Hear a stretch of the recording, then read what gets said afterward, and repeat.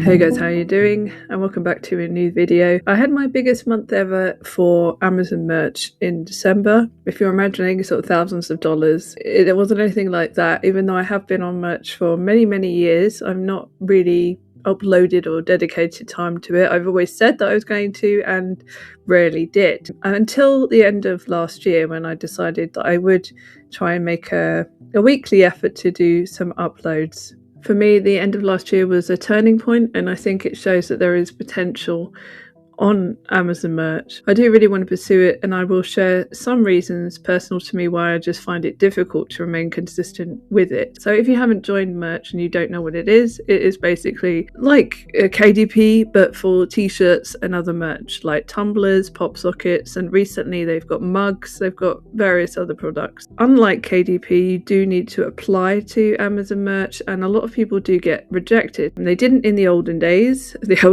Well, when I first joined years ago, which I think was in 2017-ish, it was a really simple application. Anyone could join and you would basically get in.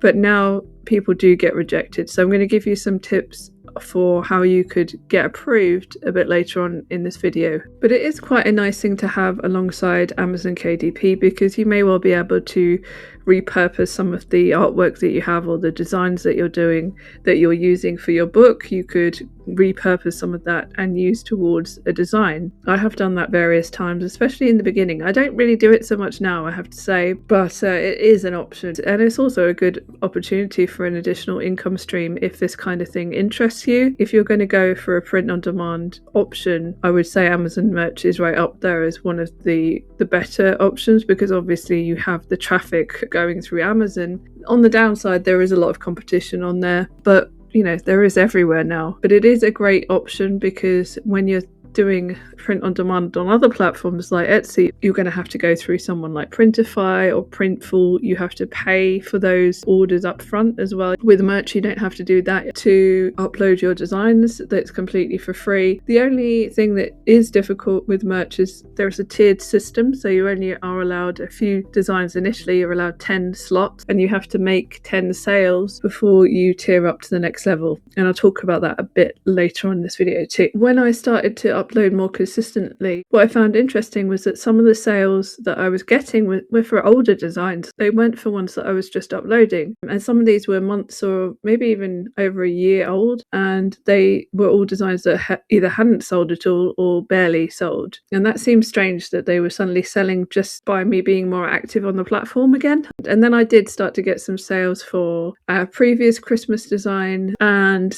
a couple of other things, including a couple of new designs. And I'll show you those results in a second. It's only a small amount of money, but I do think it still shows some promise. I remember thinking the same thing when I first started KDP, and I made around $60 or something after uploading about 12 books. The difference here is the scale is very different, because that was only from like 12 books versus hundreds of designs on Amazon merch. But I figured that if you can make $100 on merch, you can certainly make $1,000 on merch. It's just a matter of scale, and that's exactly what I felt like when I first made money on KDP. It's just a matter of scale. The difference is that you need a lot more in terms of designs on merch in comparison to books, but obviously they're a lot quicker to generate, so you could really create hundreds of designs in a short space of time. So now I think I'm going to go to the back end of merch and just show you what I made in December, and also show you the kind of upload process and how much you can make per product on there. So this is my merch dashboard on Pretty Merch, and as you can see I have over 700 designs live. So in December I made $184, but that was just in the US. So if I go to the UK, I also sold only £14 worth in the UK. So most of my designs are selling in the US, and £14 is about $19. So in total I made about $200 in December, and I also made around over $100 in November as well. So this is in the back of Pretty Merch Pro. The reason that I haven't sold in these marketplaces is because I haven't uploaded to them in a long time. I've only been concentrating on uploading to the UK and the US, because that's just where I make the most sales and barely make any anywhere else. The other reason that I haven't been uploading there is because it's much more likely that you're going to get a trademark issue, because obviously different words or phrases can be trademarked in one place and not in another. And here it talks about the 80-20-20 rule. So 65 of my sales were generated by just 12 products. So in total, 71% of all of my sales have been from the standard t-shirt, and then the second highest has been a tank top. As you can see, I've only sold 17 pop sockets ever, but it's interesting that 5 of those are this month. I've only sold 1 mug, but these have only just come on, and I haven't been uploading to mugs until recently, so hardly any of my designs are on mugs.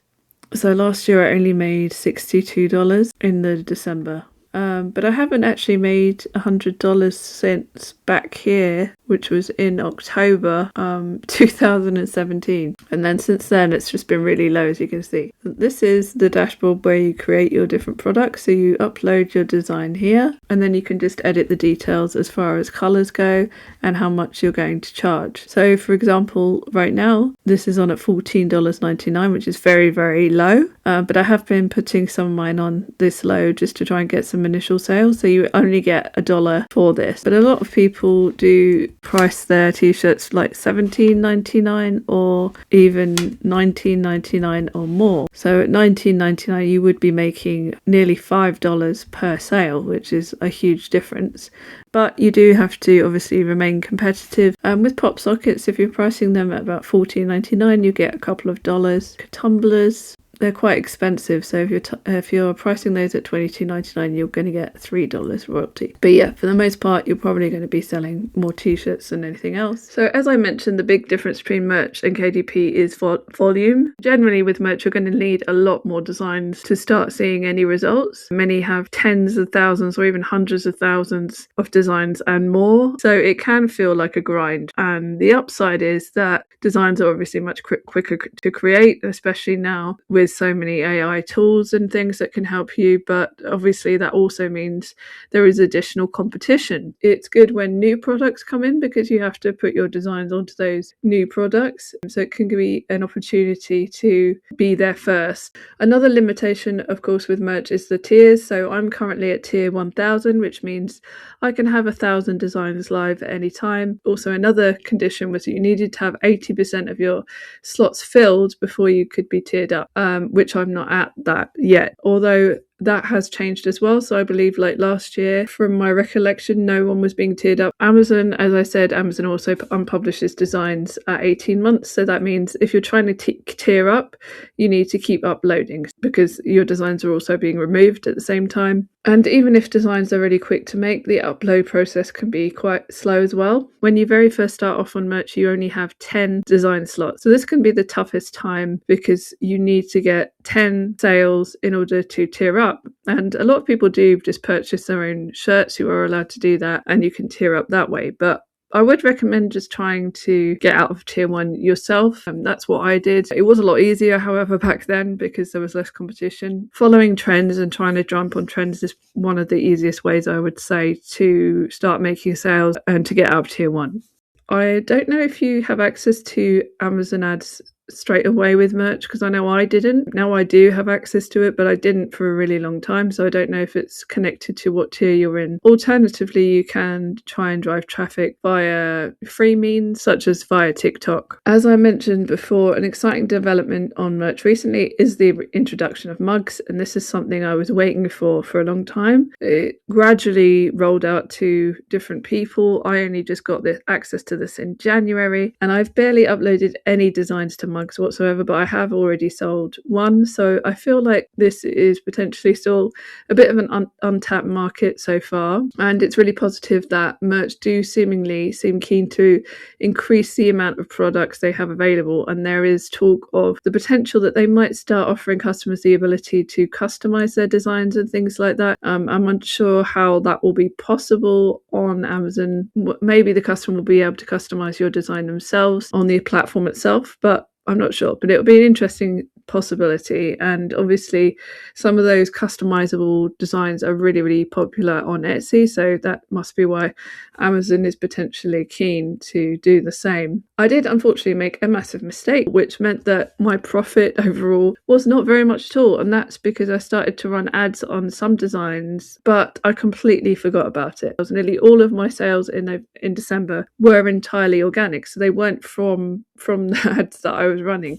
The ad was a complete failure, and I don't know how long. I think I kept the ad on for about a week actually, and I didn't know because I'd just forgotten that I set it up, which is not very good. I'm new with merch ads. I've only run a few ads before, and you can end up spending a lot of money in a short space of time if you're not careful. So I think I spent something like $130 on advertising with barely any sales. Definitely make sure that if you do set up an ad, you go and check on it. So whether merch by Amazon is worth it really depends. I think if I was putting in hours and hours every day and then just making a couple of $100 a month, then definitely not. But at a hobby level kind of effort, even if I could upload designs once a week and then grow my merch account to $500 or even $1,000 a month, then yes, it would be absolutely worth it for me. I would like to test putting more focus time into it, especially with mugs and t-shirts, and see what impact that has. This January has been back to low sales again. I think I've made about $30, but I've been absolutely crap at uploading this month so far, so I really need to dedicate some time to upload every single week. So these days, a lot of people do seem to get rejected when they apply to Amazon merch. But the good thing is you can apply as many times as you want. You just need a new email address each time. I've watched a few videos on this topic, so I'll link to a couple of those in the description. But there are a few things that stood out to me, so I'm just going to mention them here. So when you are doing your application, under industry type, ensure that you put novelty t-shirt business. Don't put anything else. Make sure you stick to that.